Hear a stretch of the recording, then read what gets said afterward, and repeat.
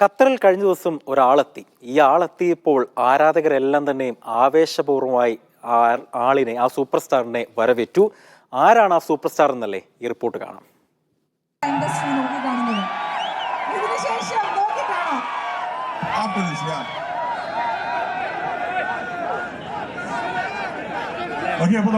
നമുക്ക് മമ്മൂക്ക ഇവിടെ എത്തിച്ചേർന്നിട്ടുണ്ട്.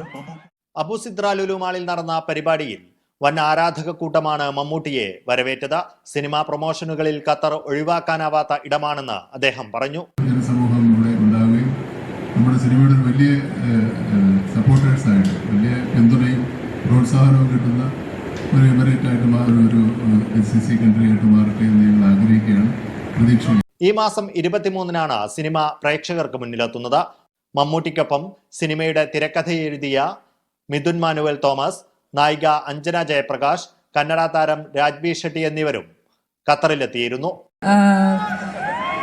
മമ്മൂക്കിയോടൊത്ത് ഒരു സിനിമ, മമ്മൂട്ടി കമ്പനി പ്രൊഡ്യൂസ് ചെയ്യുന്ന ഒരു സിനിമ, മിഥുൻ ചേട്ടൻ എഴുതിയ സിനിമ, വൈശാഖ് സർ സംവിധാനം ചെയ്ത സിനിമ, അങ്ങനെ ടർബോ എന്ന സിനിമയ്ക്ക് ഒരുപാട് പ്രത്യേകതകളുണ്ട്. നിങ്ങളെല്ലാം ടർബോയിന്റെ ട്രെയിലറിന് കൊടുത്ത reaction is a huge encouragement ഞങ്ങൾക്ക്.